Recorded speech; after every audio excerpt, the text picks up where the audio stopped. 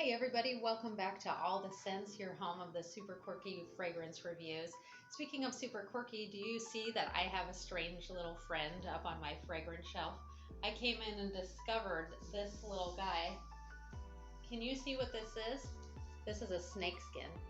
This is what happens when you have a 4-year-old boy living in your house.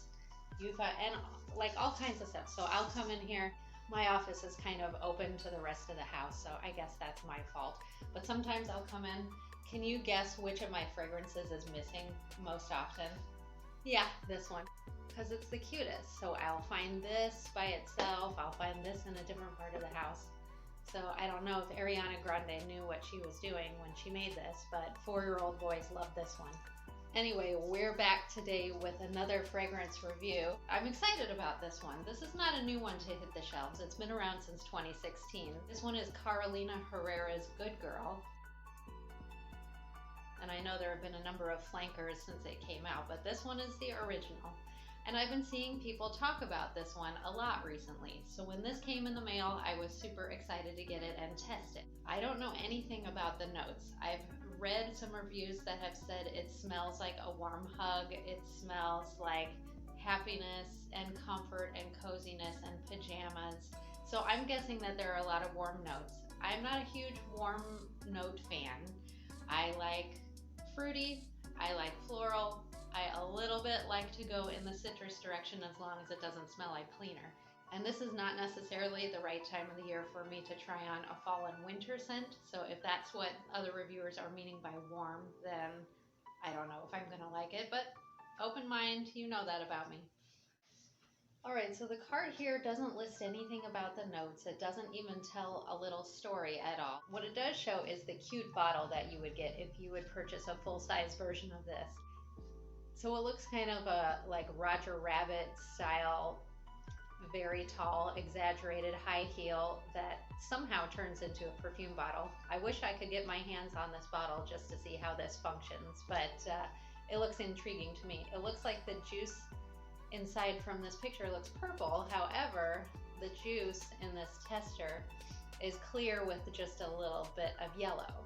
So I actually have no idea what direction this is going to go. There's pictures of flowers behind the high heel here, so I'm guessing floral. So I had to look online on fragrantica.com in order to find some information about the notes. It looks like the top notes are sambac jasmine and tuberose crystal. So we got jasmine and tuberose. So that's very white floral. Then the middle notes are velvet almonds, and the base is a combination of tonka bean, rich cocoa, and coffee.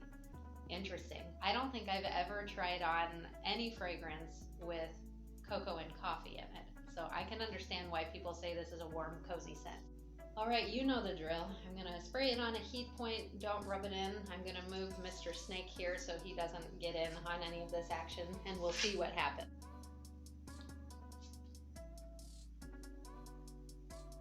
I smell the cocoa beans right away, or the tonka beans. Is that what it was? The tonka beans. I smell beans, dark beans. Oh my gosh, you know what this reminds me of? There was this vanilla, oh, I'm gonna have to look it up. There was a vanilla Bath and Body Works kind of exclusive fragrance that had come out maybe 10 years ago, maybe even 15 years ago now that I think about it. This smells exactly 100% like that Bath and Body Works scent, and I can't put my finger on it. I'll look it up and put it in post, but oh my gosh, it's exactly the same. I used to have the scent that smells like this. Okay, so I'm gonna guess that the Bath and Body Works version, if it's still out there, would probably be infinitely cheaper than this. So, in fact, I'm gonna look it up right now. Okay, it took like 10 minutes looking into the depths of the underground of where the knowledge of discontinued fragrances from Bath and Body Works are. Vanilla Noir. But this 110% smells like that. It was launched in 2008. Not exactly sure when it was discontinued. But yeah, if you miss that scent, then you will love Good Girl from Carolina Herrera. Unfortunately, to me, this reminds me of my college years. and I don't really want to go back in that direction. I'm going forward in my life. Also, this smells exactly the same right now as it did when I first sprayed it. Nothing is developing about this over time. I also smell no florals whatsoever. I smell the tonka bean, a vanilla, maybe a cocoa kind of thing going on in there. And that's it. It's just staying. It's just hanging. Okay, yeah, so maybe if you like the smell of hanging out in Starbucks, this would be a winner for you. It's just not doing it for me. I don't like it. I am gonna go wash this off immediately after we're done talking here because it's really annoying me.